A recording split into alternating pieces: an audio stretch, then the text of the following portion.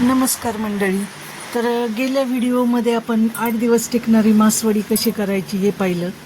तर आता आपण पाहणार आहोत तर बेसन पिठापासून की जे बेसन पीठ किंवा पिठलं हटून जी मासवडी तयार केली जाते आणि मासवडी थाळीमध्ये जी आपल्याला मासवडी मिळते तर ती मासवडी आपण कशी करायची तर ते आता आपण पाहणार आहोत.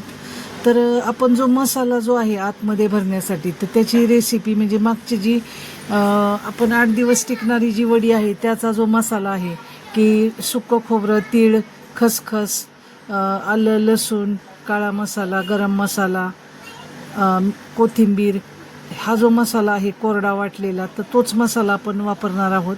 फक्त आता त्याला आपण बेसन हटून त्याचं पिठलं तयार करायचं आणि त्या पिठल्याची वडी तयार करायची आणि त्यासाठी आपण काळा रस्सा पण बनवायचा. काळा रस्सा म्हणजे खोबरं, लसूण, आलं, कोथिंबीर आणि कांदा हे वाटून त्याचा रस्सा करायचा आणि ह्या वड्या अशा पहा खूप छान अशी थाळी तयार होते. तर मी आता त्याची तुम्हाला रेसिपी दाखवते. तर हा रस्सा आहे तर काळा रस्सा आपण करायचा आहे. फक्त आलं, लसूण, कांदा, खोबरं आणि कोथिंबीर घालून घरचा मसाला वापरायचा आणि हा रस्सा करायचा. तर आता वडीसाठी आपण तोच मसाला वापरणार आहोत की जो आपण 8 दिवस टिकणाऱ्या मासवडीसाठी वापरला होता. कांदा, खोबरं, लसूण, आलं, तीळ, खसखस, खोबरं. तर याचं कोरडं वाटण तर त्याची रेसिपी मी टाकलेलीच आहे भाजून वगैरे आपण कसा मसाला केला ते. तर आता त्यासाठी काय करायचं तर मी तुम्हाला दाखवते आता की तयार कशी करायची वडी. तर आता एका कढईमध्ये आपण 2 चमचे तेल घातले. तर या तेलामध्ये आता हिंग, जिरी, मोहरीची फोडणी घालायची आहे. त्यानंतर आपल्याला हिरवी मिरची आणि लसणाचा जो ठेचा वाटलेला आहे तर तो घालायचा आहे. तर तुमच्या आवडीप्रमाणे या तिखटाचं पण प्रमाण कमी जास्त करू शकता. तर हिरवी मिरची थोडीशी हळद घालायची. हळद घातल्यानंतर आता थोडं मोहरी जिरी तडतडू द्यायची आणि त्यात आपला जो लसूण मिरचीचा जो ठेचा आहे, हिरवी मिरची, लसूण, थोडी कोथिंबीर घालायची आणि आता यात आपल्याला अर्धा ग्लास पाणी घालायचं आहे. आता या पाण्याला उकळी येईपर्यंत आपण काय करायचं, 1 वाटी बेसन पीठ घ्यायचं. तर आता हे रश्श्याचं वाटण मी करून घेते. रश्श्याचं वाटण म्हणजे थोडंसं आपलं कांदा, खोबरं, आलं, लसूण, कोथिंबीर हे वाटण आता वाटून घेतले आणि त्याचा रस्सा केला. आता ही काय पातेल्यात बेसन पीठ घेतले आणि 1 वाटी बेसन पीठ आणि उरलेलं जे अर्धा ग्लास पाणी आहे तर ते या बेसन पिठात टाकून बेसन पीठ छान असं गुठळी वगैरे मोडून चांगलं आपण हे करून मिक्स करून घ्यायचं आहे चांगलं. त्यामुळं काय होतं आपली वडी एकसंग होते, अजिबात गुठळी वगैरे होत नाही वडी. तर आता हे पीठ असं मी छान असं मिक्स करून घेतलेलं आहे, गुठळी मोडून घेतलेली आहे आणि इकडं पाण्याला पण उकळी आली आहे. तर साधारण 1 वाटी पाण्यासाठी आपण 1 ग्लास इथं पाणी वापरत आहोत. तर आता हे जे मिश्रण आहे आपण बेसन पिठाचं केलेलं तर ते आता त्या उकळीत सोडायचं आहे. तर अशा पद्धतीने डायरेक्ट पीठ न सोडता अशा पद्धतीने जर आपण केलं तर एकदम गुळगुळीत आणि छान टेक्स्चर असणारी वडी तयार होते आणि वडी तुटत नाही आणि छान शिजली पण जाते. तर हे पहा अजिबात गुठळी झालेली नाही आहे.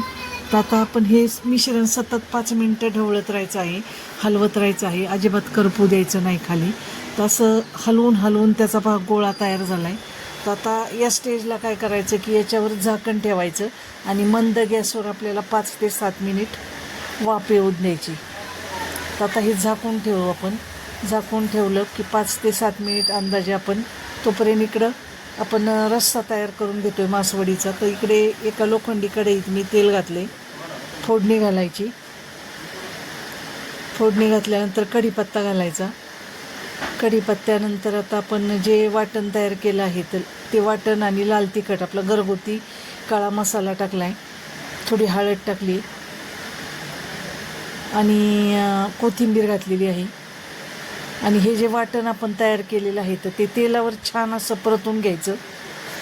चवीपुरतं त्यात मीठ घालायचं. आता ते वाटण पहा असं छान मस्त परतून घेतलं आहे आणि तोपर्यंत इकडं पहा या बेसन पिठाचा पण गोळा तयार झाला आहे छान, म्हणजे आता हे शिजलं आहे. तर आता एक सुती कापड घ्यायचं, त्याला पाण्याचा हात लावायचा आणि त्याला बेसन त्यातलं आपलं निम्म आपण पिठलं घेतलेलं आहे या रुमालावर. तर आता थोडासा पाण्याचा हात घेऊन गरम आहे खूप हे तर थोडा पाण्याचा हात घेऊन आपलं छान पसरून घ्यायचं हे पीठ. ओलं सुती फडकं किंवा रुमाल घ्या ओला करून, तसं हे छान असं पसरून घ्यायचं बेसन. तर थोडासा पाण्याचा हात घेतला तर अजिबात म्हणजे भाजत वगैरे नाही, काय नाही. तर आता यावर भरपूर असा मसाला, जो आपण तयार केलेला मसाला आहे, तर तो मसाला आता याच्यावर घालून घ्यायचा आहे.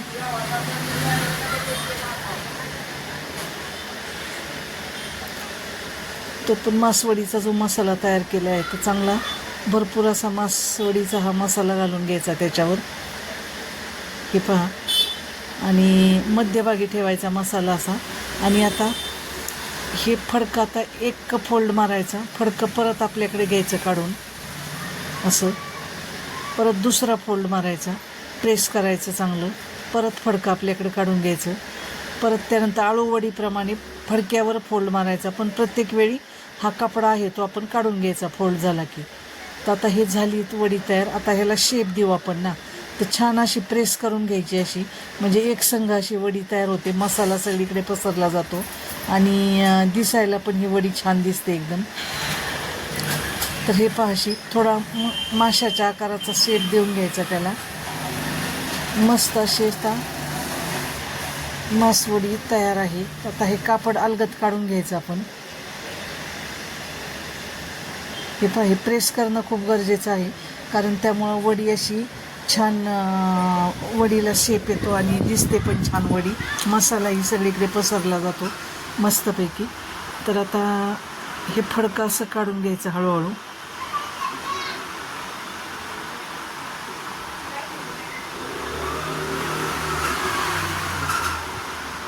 तर हे पहा, मस्त अशी आपली मासवडी तयार आहे.